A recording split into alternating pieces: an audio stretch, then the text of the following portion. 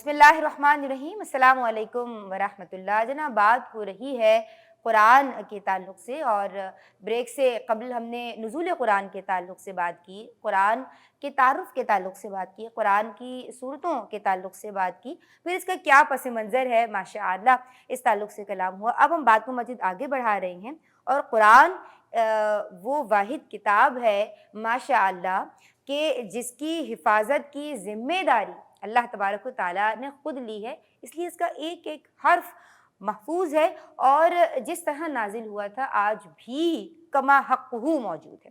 تو جناب ہم بات کو آگے بڑھائیں گے، اور قرآن کی حفاظت کا اہتمام، کیا پیاری بات ہے ماشاءاللہ، اللہ کی ذات کرنے والی، کیا فرمائیں گے؟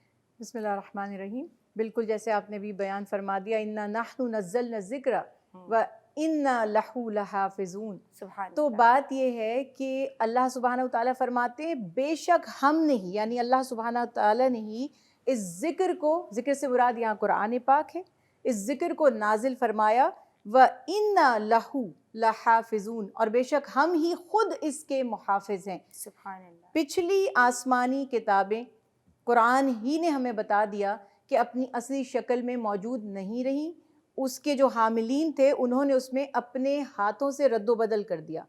اور اب کمال یہ دیکھیے، اور ایک لاجک یہ کہ قرآن پاک کے بعد کوئی کتاب نازل نہیں ہونی تھی۔ اگر ہم یہ فرض کر لیں یا ایک لمحے کے لیے ہم اس کا تصور کریں کہ معاذ اللہ ثم معاذ اللہ کہ اگر قرآن اپنی اصلی شکل میں نہیں رہتا تو پھر تو ہم حجت بازی کریں گے، اللہ ہم تک تو حق پہنچا ہی نہیں، تو ہدایت کہاں سے پاتے؟ تو یہ لازم تھا کہ اس کتاب کو محفوظ کر دیا جائے، اور اس کا ایک ایک لفظ، عبارت، نقطہ تک اپنی جگہ پر ہو۔ تو یہ حفاظت اللہ نے کیسے فرمائی؟ سب سے پہلے عہد رسالت کی اگر میں بات کرتی ہوں تو رسول اللہ صلی اللہ علیہ وسلم پر جتنا قرآن پاک نازل ہوتا تھا، آپ صلی اللہ علیہ وسلم نے جو مکہ میں لکھنا پڑھنا جانتے تھے ان کو جمع کیا۔ بعض روایات میں ہے کہ ایسے 16 افراد تھے، اور بعض میں ہے کہ ایسے 17 افراد تھے اصحاب رسول اللہ صلی اللہ علیہ وسلم میں جو لکھنا پڑھنا جانتے تھے۔ ہم انہیں کاتبان وحی، یعنی کاتب کا مطلب رائٹر، لکھنے والا، وحی کے لکھنے والے کہتے ہیں۔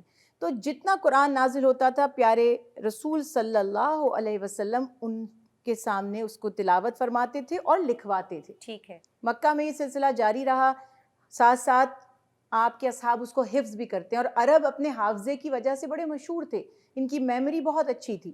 ہر قوم کے اندر کوئی خاص ایک جسمانی بھی صفت ہوتی ہے، تو ان کی یادداشت بہت اچھی تھی، تو ماشاءاللہ بہت سے لوگ جتنا، اور پھر مجھے یہ بھی دل میں آتا ہے کہ اللہ کی حکمتیں ہر چیز میں کتنی زیادہ ہیں۔ جی۔ توریت ایک دم سے اللہ نے اپنے نبی کو موسیٰ علیہ السلام کو عطا کر دی، زبور بھی یک بارگی نازل ہو گئی، اور انجیل بھی، لیکن قرآن پاک کو گریجولی احکامات کے ساتھ اتارنا اور 22 سال سے اوپر چلے جانا، جس کو ہم کہتے ہیں اپروکسیمیٹلی 23 برس، جتنا قرآن نازل ہوتا تھا صحابہ اور صحابیات علیہم السلام اس کو بار بار تلاوت فرماتے تھے، اور وہ ان کے سینوں میں بھی محفوظ ہو جاتا تھا، جس کو ہم کہتے ہیں صدری حفاظت، ہارٹ ٹو ہارٹ وہ ٹرانسفر ہو رہا ہے۔ اچھا۔ پھر انہوں نے اس کو ریٹن بھی اپنی ایک شکل میں، فارم میں محفوظ کر لیا۔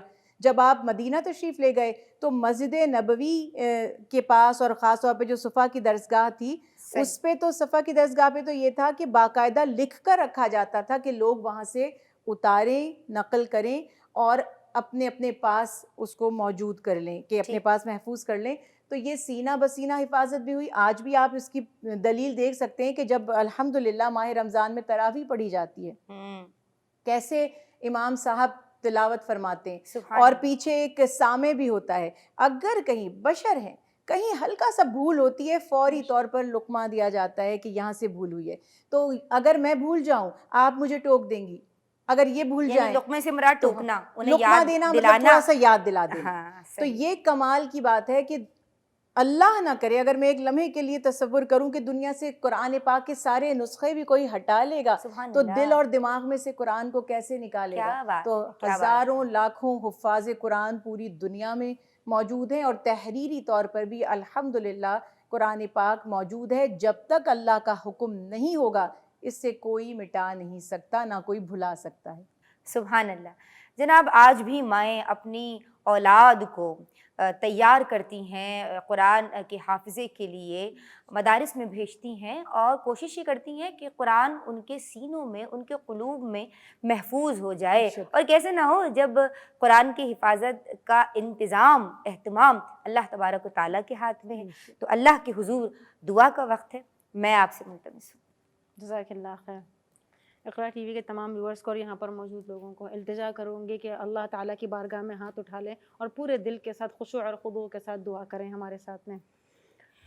اعوذ باللہ من الشیطان الرجیم، بسم اللہ الرحمن الرحیم۔ اللہم اجعل القرآن العظیم ربیع قلوبنا ونور ابصارنا وجلاء احزاننا وذهاب همومنا وغمومنا یا ارحم الراحمین، آمین۔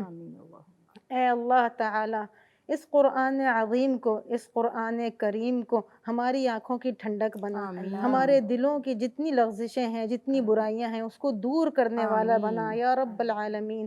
یا رب العالمین ہمارے غموں کو دور کرنے والا بنا یا رب العالمین۔ اس کو ہمیں پڑھنے کی، سمجھنے کی توفیق عطا فرما یا رب العالمین۔ جس طرح کہ اس کا حق ہے، اس کا حق ادا کرنے والا بنا ہم کو یا رب العالمین۔ یا ارحم الراحمین، یا اکرم الاکرمین، آمین یا رب العالمین۔ اللہم آمین۔ ماشاء اللہ، سلامت رہیے۔ بہت ساری دعائیں آپ کے لیے۔ میں شکریہ ادا کرنا چاہتی ہوں محترمہ جیحان شاہ آپ کا، میں شکر گزار ہوں، ہم تھینکفل ہیں محترمہ ڈاکٹر زنیرہ عنبر صاحبہ آپ کے، ہمارے اقرا ٹی وی کے ناظرین جنہوں نے یہ پروگرام دیکھا پیغام رمضان۔ ہم آپ کی فیڈ بیک کے منتظر رہیں گے، and you can send your feedbacks at feedback@iqra.tv۔ اور آج کے لیے بس اتنا ہی۔ کوشش یہ کرنی ہے کہ قرآن کی تلاوت کا اہتمام کرنا ہے۔ قرآن کے پیغام رمضان ہے اور ہمیں قرآن کے پیغام کو سمجھنا ہے۔ السلام علیکم ورحمۃ اللہ۔